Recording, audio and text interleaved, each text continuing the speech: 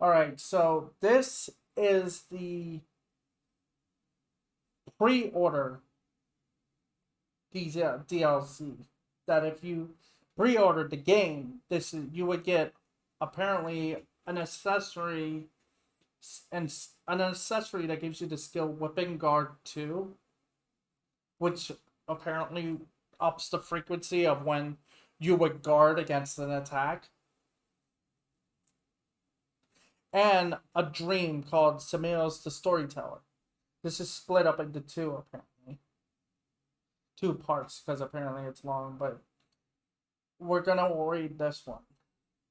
Apparently this is from, apparently there's a YouTube channel um, that posted all of the dreams that are in the game.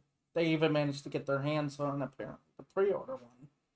So, we're gonna watch that. We're gonna watch this, so that, and of course I will read it as well. So, hopefully I can keep up, so I'm gonna have to have full focus here. Samuel the Storyteller. Like I said, this is a pre-order dream. Samuel was an outstanding storyteller, one of the best official reciters of the natural history there had ever been. And he was far and away the most popular of the storytellers in the country's army. Samuel was not a soldier himself, but he always moved with the troops and always with the units on the most. What in the world? Okay, I get it now. He is not. This one's not going to give me much time. Units on the most hotly contested battle lines. When the battle ended and Samuel came back to town, his head was filled with countless stories of soldiers who had been performed heroic deeds on the battlefield, stories of soldiers who had faced the enemy gallantly, stories of soldiers who had saved their buddies, stories of soldiers who had used their bodies as shields to protect their unit's position, stories of daring soldiers who had broken into the enemy camp single-handedly, stories of soldiers who had fought fairly to the end against the most devilish of enemies. It was Samuel's job as a storyteller to depict events on the battlefield for the people of the town. That year, Kime was always by his side. It was Kime's mission as a particularly capable mercenary to accompany Samuel to the front and make sure that nothing happened to this naturally beloved storyteller.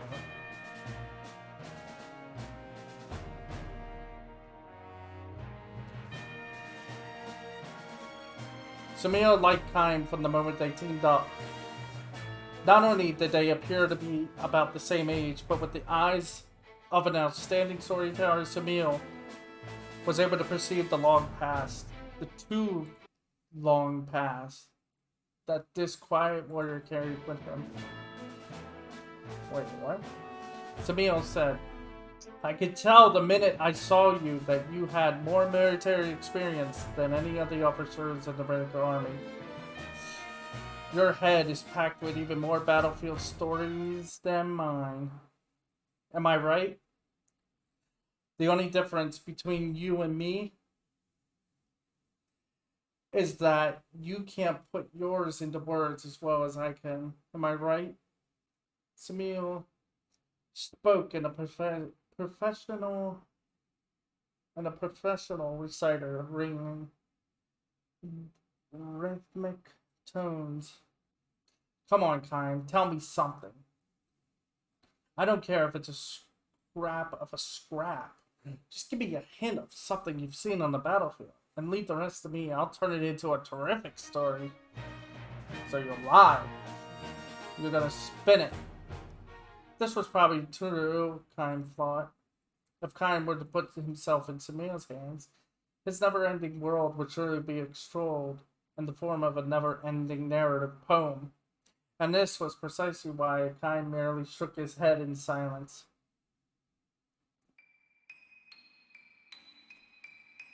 The townspeople knew nothing of the actual battlefield, how soldiers fought on the front lines, how they killed their enemies, or how they themselves died in action. The people could only imagine these things upon hearing them celebrated in Samuel's stories. Conversely, the stories, the soldiers fighting on the front line had no way of knowing how their stories were being told in the town. The only ones who knew both sides were Samuel himself and his bodyguard Chaim, who clung to him like a shadow.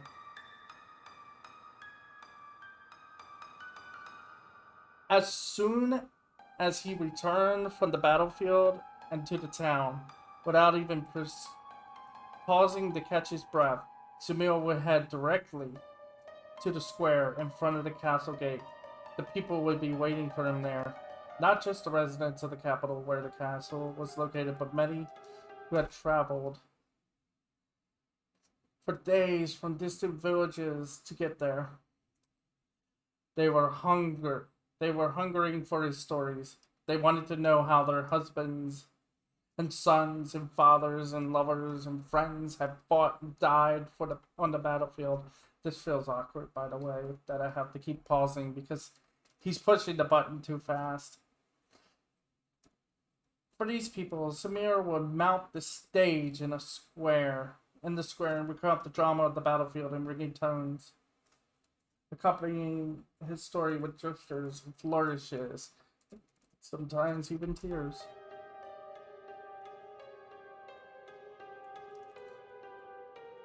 Samir's stories on the battlefield, however, were by no means composed of unadored fact. He beautified many parts. He cleverly concealed elements that could be embarrassing to the army. And he acted out and embellished his stories in ways that were sure to set his listeners' hearts to throbbing.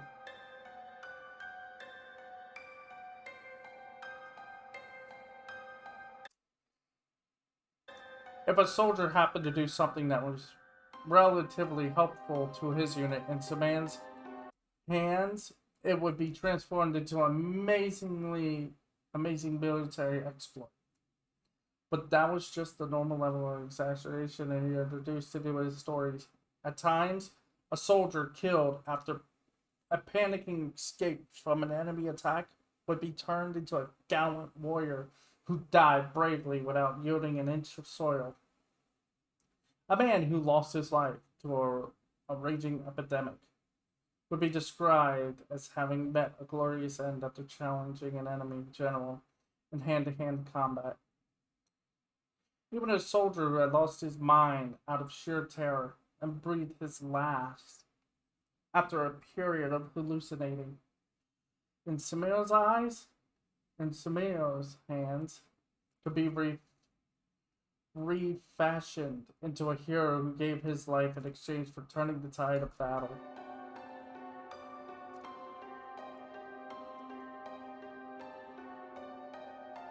By the way, I don't know if it was said, but I will be giving credit when I put this up on YouTube. Because this is going to be a separate thing. I'll make sure I'll write that note down. But I will be putting credit of this video and the next one, which is part 2, because he split this into 2. I'll be putting credit to the person who this video belongs to. In other words, Samir's stories were almost all lies. It could be said that he was deceiving the people, but that was the mission of a storyteller. In the square stood a number of soldiers carrying swords. If Samir ever said anything that ran counter to the intentions of the military, they would have immediately arrested him, made it impossible for him to ever speak again, turning his tongue out with a hot iron poker, and imprisoned him for whatever remained of his life. Kime knew well enough that Samir's duty as a natural reciter was to whip up the people's fighting spirit. While accomplishing that, his stories also served to comfort those who had lost their families, their friends and family members in battle. People will often ask Samil, "What was it like when my son died?" Or "How was my boyfriend on the battlefield?" Or "How about my father?" I ask the soldier's name, answer, "Oh yeah, him, yes, I remember him well," and speak movingly of the death of the nameless soldier, of whom he had no recollection whatever. Before long, from here and there, amid the throng crammed into every corner of the square, would come the sound of sobbing. These were not tears of sorrow, however, rather they were hot tears of pride and gratitude for soldiers who had died fighting for the fatherland. Oh, we're back here again? Tears of anger towards the enemy troops. Tears filled with a determination to win this war at all costs, come what may, in the name of justice. There is no justice in it. It's just two opposing sides and ideas clashing. Pretty much two opinions fighting over each other. Just to find out who's got the better opinion. And what's wrong with that? Samir would say in an affirmation. The families of soldiers killed in action have grieved enough already from hearing the news that their loved ones have died. After that, it's just a matter of how much meaning they can find in a person's death, how much pride they can feel the way it happened. Am I right? Nobody wants to believe his or her loved one died for nothing. Nobody wants to face the fact that the person died in an embarrassing way. I tell them lies. I make everyone into a hero. If it's a choice between actual facts, that can only cause sorrow and lies that raise people's spirits, I'll take the lies every time. It's not for the army. It's for the families that I go on telling these beautiful lies. I'm absolutely committed to this as a storyteller. Oh god, that song's in my head now. This was the kind of man that Samir was. And this was why I continued to protect him on the battlefield. Beyond his bodyguard duties, he would also go for a drink with him whenever Samir suggested it. But then there was those times when Samir started pestering him for stories. Come on, Kyle. Tell me what you remember on the battlefield. Share those stories with me. I'm sure you've gotten hundreds of them. No matter how much Samir begged, Kyle kept his mouth shut. Don't blame him. It's not as if I would use them for story material. If you don't want me to tell anybody, I won't. I swear. I just want to know. I have to know. Call it part of my nature as a storyteller. I have this incredible need to know your story. Kine says nothing. You know, Kine, you look young, but you're actually 500 or 600 years old, aren't you? I'll bet you got more stories packed inside you than a room full of thick history books, I can tell. That's why I'm so curious about you. Who are you? What are you? What have you been doing all these years? I'm dying to find out. God, he's obsessed. Kine still, Kine said nothing. Kine headed out once again to the front. This time it was for a major battle that was likely to determine the outcome of the war. Samil and Kime were sharing a drink in their barrack the night before a major confrontation when a young soldier Joseph Boy paid them a visit. "It's me, Uncle Samir. Iran, the tailor's son." Oops, I'm sorry. Go back. The tailor's son. When he broke into a warm, nostalgic smile, wrapping the arm around Iran soldiers, he expressed his joy at their reunion before turning to Kine. "Aaron, from my hometown," he explained, "I noticed that he was an infant. He's like a little brother to me. And he asked, how's your mother? She's well, thanks. She hear her boasting about you, though, Uncle. She tells everyone she's so amazed how that mysterious little Samantha turned out to be one of the most popular figures in the whole country. I owe her a lot, man. She told me so many stories when I was a kid. That's what helped me to become a storyteller. Really? It's true. She made me what I am today. Samantha said this with a big smile, which suddenly gave way to a stern expression. But tell me, Ernest. He said, what are you doing here? I enlisted. I'm in the army now, he said, puffing on his chest. Everybody does. That's what everybody does when they hear your stories. You heard me telling stories? Sure. I had come into town for something. I saw this big crowd in the square. I looked to see what it was all about, and it was you. I stayed and heard every last story. I couldn't stop crying at the end.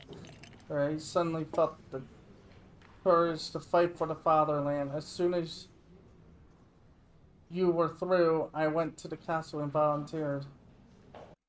Iran had not been the only one, apparently. The young men square had enlisted en masse. No wonder you're so popular. The man in the enlistment office was saying the number of volunteers jumps every time you perform. Innocently sang Samil's praises, but Samil's stern expression never changed. Yeah, that's what he is. He's not. He thinks he's a storyteller, but the reality is the country is using him as a way to convince people to join the army. In a way, he's literally he's like the ad that like the army ad that convinces you to join the army.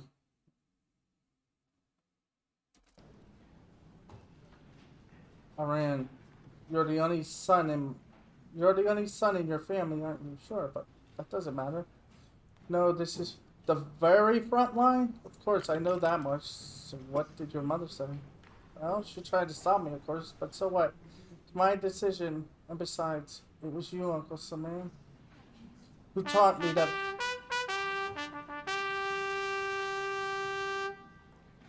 Ow.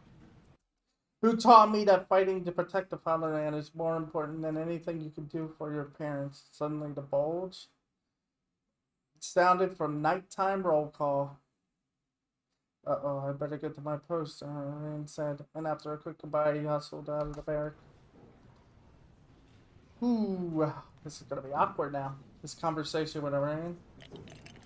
Having been cut short, Samantha sat up straight and gulped down his cup of liquor. Kaim said nothing as he refilled Samil's empty cup. You know, Kaim said, starting tomorrow, you don't have to protect me anymore. What are you talking about? I want you to protect Rand instead of me. He gulped down another cup of liquor in a single breath. Kaim resealed it again without comment. I can't let him die. His mother really did do a lot for me for the time when I was a little kid.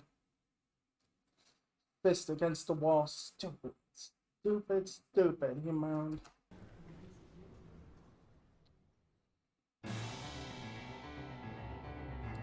The battle started at dawn. The fighting was intense. Soldiers on both sides died in great numbers.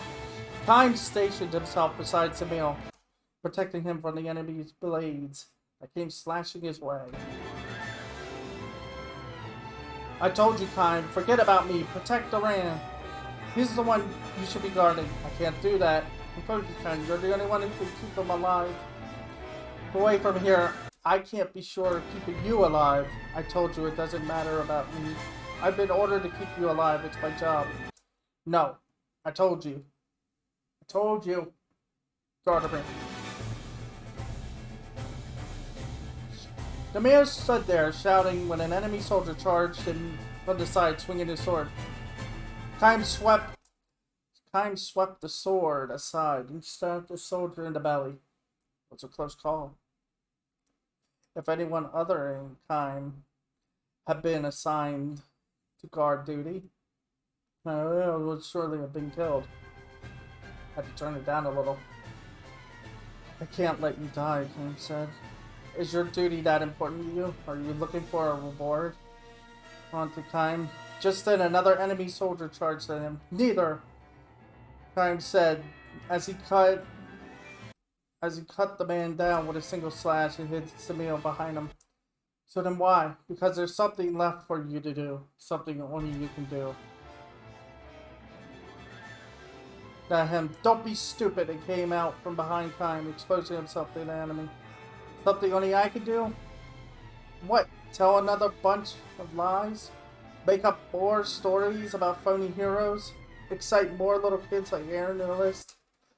No! Kaim shot back, shielding Samio again and cutting down another charging enemy soldier. That's not your real duty. What are you talking about? Not the duty that Honor assigned you. Your duty as a human being. Now you're talking nonsense. No, I'm telling you, it's something only you can do. Cutting down enemy soldiers to protect Samio.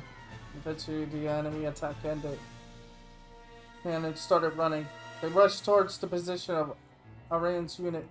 No intention of standing by and allowing the underaged soldier to be killed, but abandoning Samio. The question: his only option now was to guard them both at the same time. Oh. So anyway. So, by the way, this is who. Okay. Oh, and you can have your moment and just...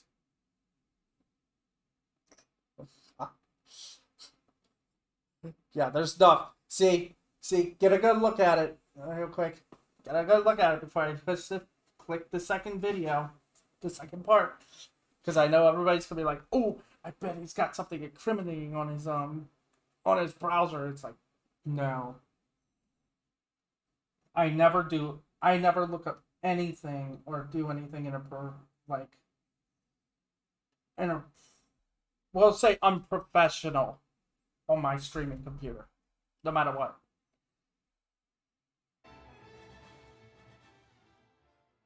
But he was too late. Aaron was lying on the ground, drenched in blood, moaning in pain, weeping. His guts had been gouged out. He was done for. Conscious, Aaron caught sight of Samio and managed to feign as a smile. I couldn't do anything to save the country. I'm sorry. Samio, in tears, shook his head. I messed up, Aaron continued. I couldn't even kill one enemy soldier. And now look at me. Samio tried to speak through quivering lips, but his words were drowned out by his own sobbing. I never knew how scary it is to fight, how much it hurts to die. But it bled. Convulsions wrecked his entire body. His eyes had lost their focus. His breathing came only in snatches.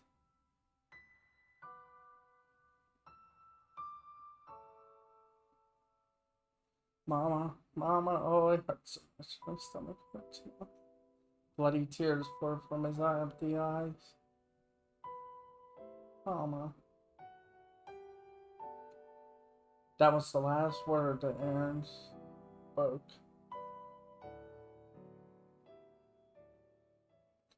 Came back to town a few days later. The square was already filled with people anxiously waiting to hear his latest stories. There were more people dressed in mourning than usual, evidence of the ferocity of the recent battle. Took a long deep breath before entering the square. You know, what? You said those strange things to me the other day, that I have a real duty to perform. That it's my duty as a human being, only I can do it. I remember. If today I do a good job at performing what you call my real duty, will you tell me those stories of yours? Samir added that he had a vague idea of what Kaim was talking about.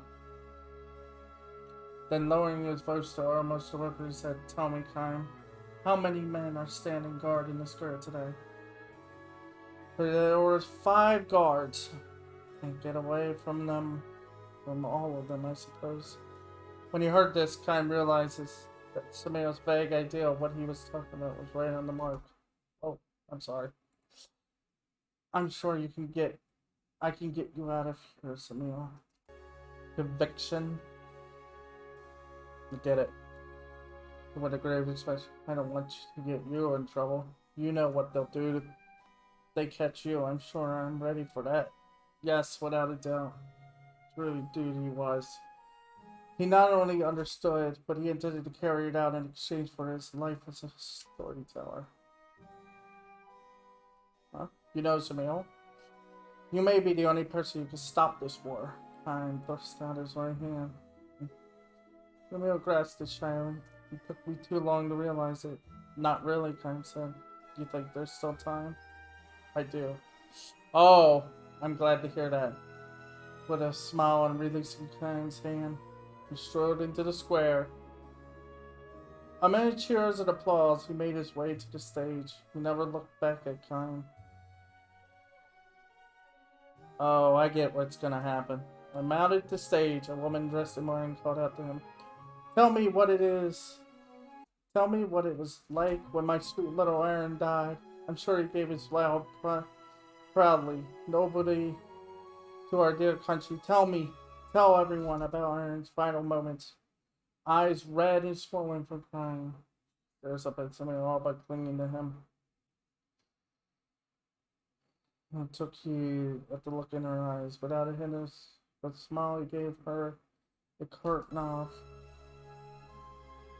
And then he began to tell the story in a soft and gentle voice. Aaron was in tears as he died.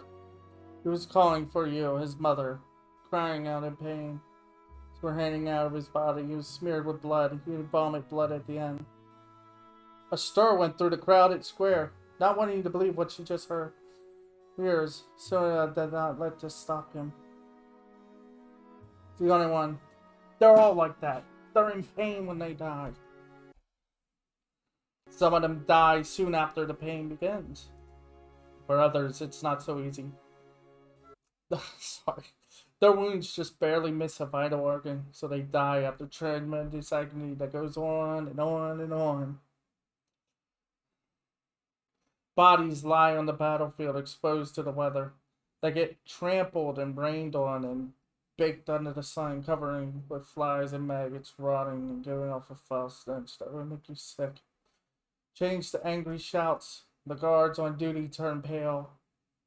Oh, so this is, like he said, you might be able to stop this war by telling the townspeople, the villages and such, the truth of what war looks like. Instead of the lies, as if it's a gallant hero story. Instead, he'll tell them the grim reality of it. Mm-hmm.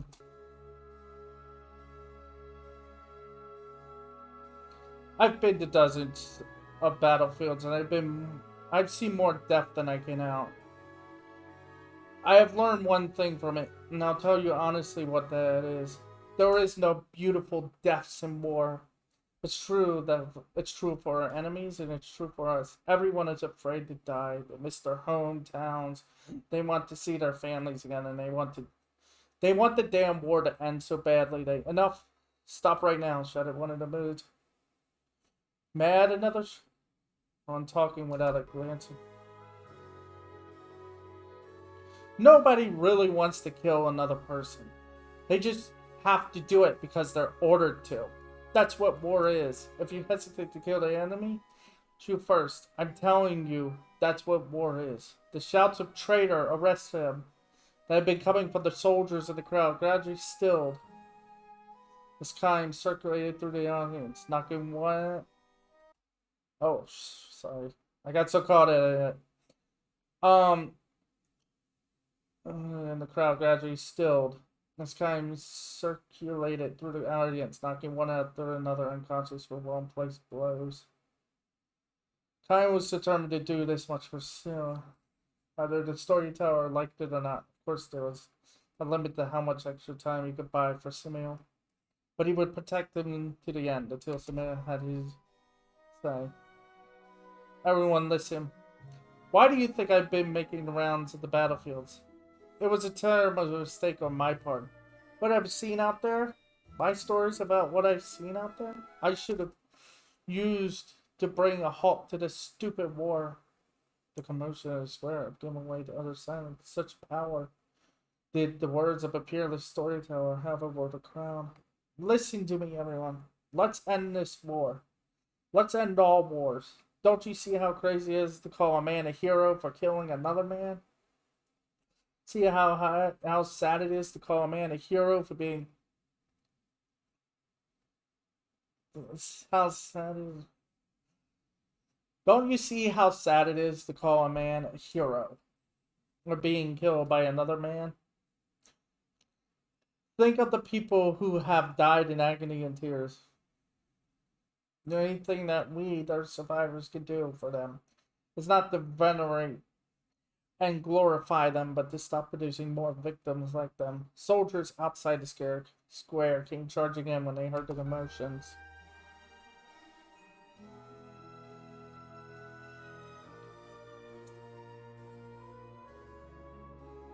Let's stop having wars.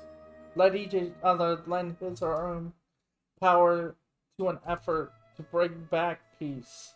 A soldier leaps on the stage and smashed into Samil with his massive shield. Sprawling on the stage, blood gushing from his head, Samil gave a deeply satisfied squeal.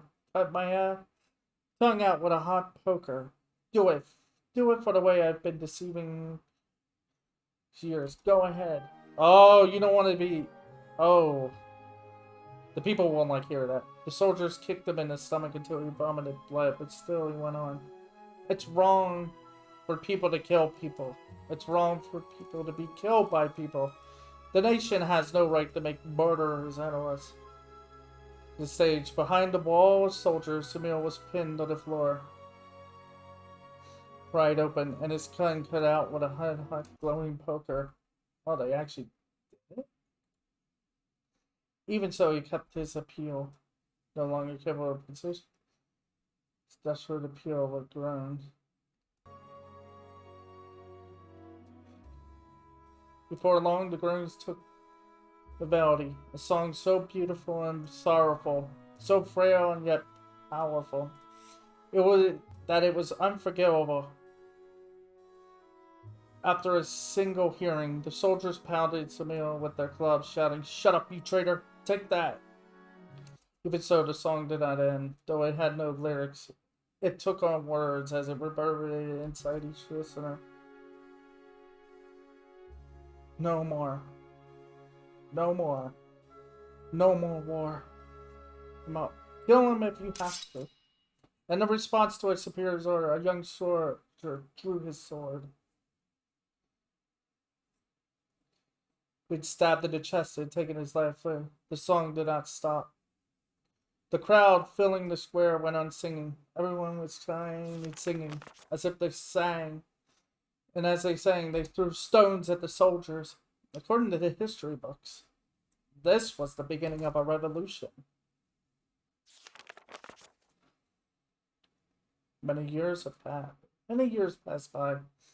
There was no one left in the country who knew the living Samil. Many more years passed by. By then, only the scholars of history knew that there once lived a storyteller named Samil, who primed the pump of the revolution so long ago.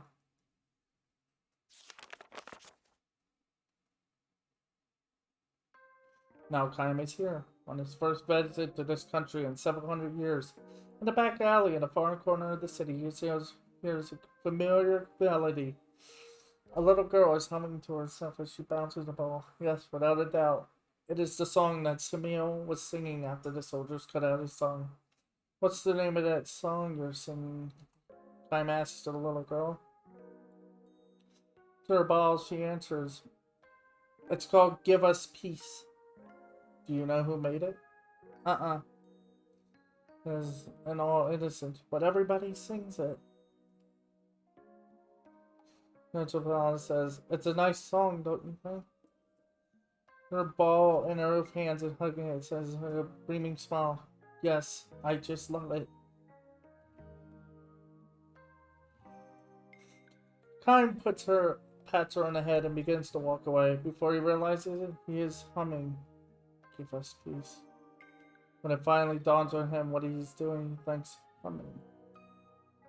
That's not like me at all. His grim smile is accompanied by a warm glow on the chest. And with that,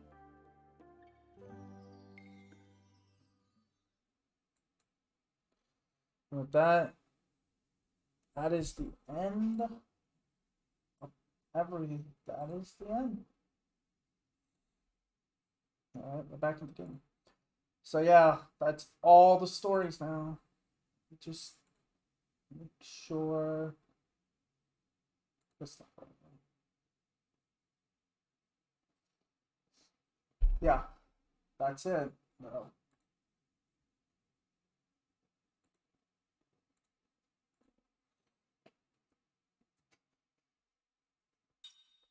Okay, everything is working. But that's it. That's all the stories. 1,000 Year of Dreams done. Like I said, I'll put the link in the description for the channel that we watched. Of who I'll make sure to write a note. Actually, let me do that now.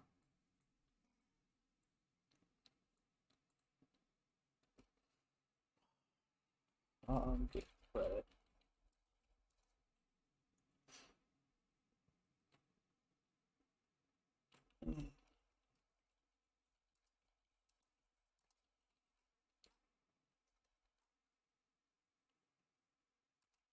You'll know what this is. But yeah, we can finally finish the game though, without worrying about having to backtrack and deal with these stories.